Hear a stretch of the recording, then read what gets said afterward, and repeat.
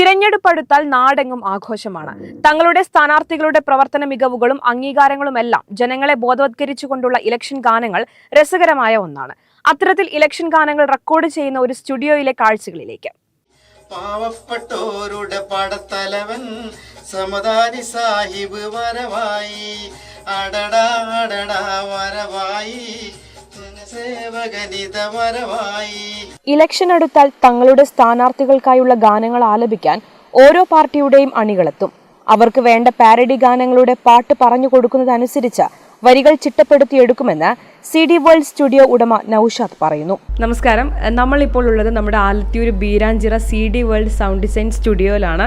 ഇന്ന് നമ്മളിവിടെ എത്തിയിരിക്കുന്നത് ഒരു കാര്യം ജനങ്ങളിലേക്ക് എത്തിക്കാൻ വേണ്ടിയിട്ടാണ്. മറ്റൊന്നുമല്ല, നമ്മുടെ സംസ്ഥാനത്ത് നമ്മുടെ ലോക്സഭാ ഇലക്ഷൻ്റെ തെരഞ്ഞെടുപ്പ് പ്രചരണങ്ങൾ ഏകദേശം ഒരു മാസത്തിലധികം നീണ്ടുന്ന പ്രചരണങ്ങളൊക്കെ ഇന്ന് ഏകദേശം 6 മണിയോടുകൂടി സമാപനമാവുകയാണ്.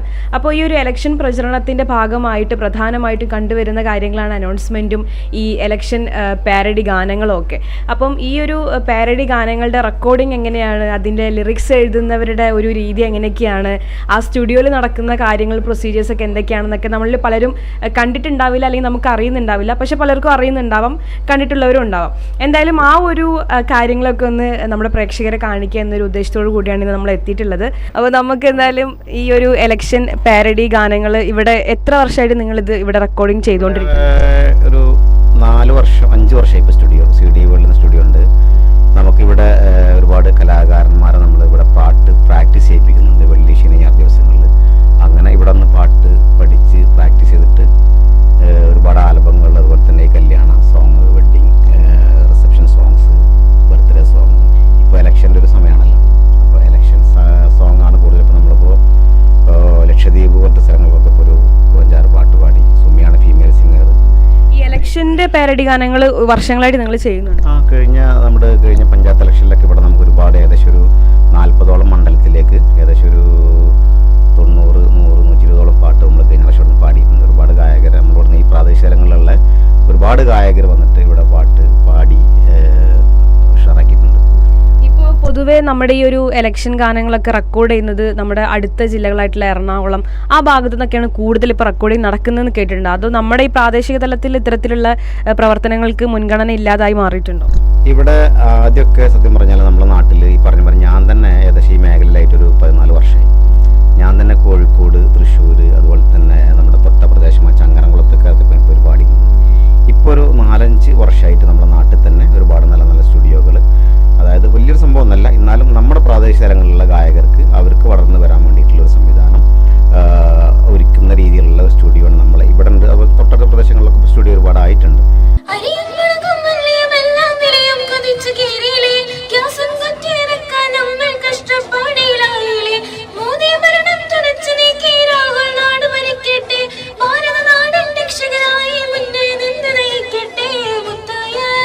തെരഞ്ഞെടുപ്പ് ഗാനങ്ങൾ ആലപിക്കുന്നത് വളരെ രസകരമായ അനുഭവമാണെന്നും സന്തോഷമാണെന്നും ഗായിക സുമി പങ്കുവച്ചു. സന്തോഷം മാത്രമല്ല, എൻജോയ് ചെയ്യാറുണ്ടോ പാട്ടുകളൊക്കെ? ഉണ്ട്. ഒരു പാട്ട് നമുക്കൊന്ന് പാടിത്തരുമോ?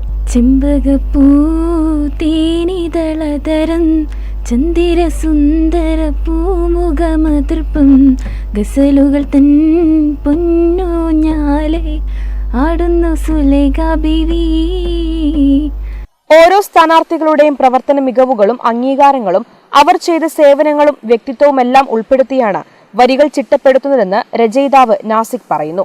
നമ്മളെ ഈ വരികൾ ചിട്ടപ്പെടുത്തുന്നത് നമ്മളെ ഈ സ്ഥാനാർത്ഥിയുടെ അവരുടെ പ്രൊഫൈലും അവരുടെ കാര്യങ്ങളും ആ രാഷ്ട്രീയത്തിൽ അപ്പോൾ നടന്നുകൊണ്ടിരിക്കുന്ന സംഭവ വികാസങ്ങളും ഉൾപ്പെടുത്തിയിട്ടാണ് വരികൾ നമ്മൾ നോട്ട് ചെയ്യാറുള്ളത്.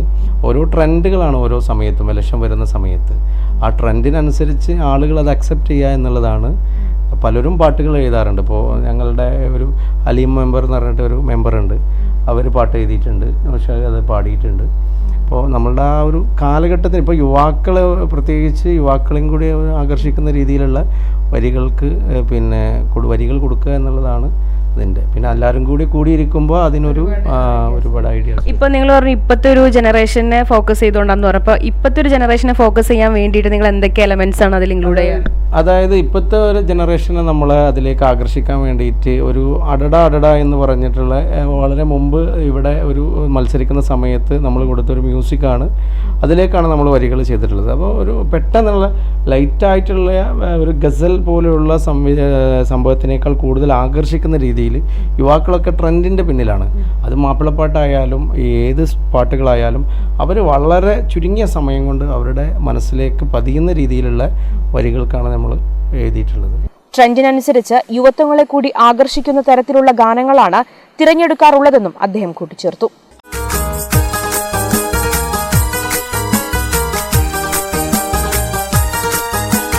കൈപ്പത്തി ചിഹ്നത്തിൽ വോട്ടുകൾ നൽക്, കൈത്താങ്ങു നൽകുവാൻ കൂടെയൊരുങ്ങ്, കനിവാർന്ന സ്നേഹം പതിച്ചു മടങ്ങ്. കൈപ്പത്തി ചിഹ്നത്തിൽ വോട്ടുകൾ നൽക്, കൈത്താങ്ങു നൽകുവാൻ കൂടെയൊരുങ്ങ്, കനിവാർന്ന സ്നേഹം പതിച്ചു മടങ്ങ്. അന്തമാനിൻ നിധിയാണ് കുൽദീപ്, ഈ മണ്ണിൻ കനിയാണ്. കൈകോർത്ത് ഈ നിധി കാത്തിടണേ, കൈപ്പത്തിയാണെന്നതോർത്തിടണേ.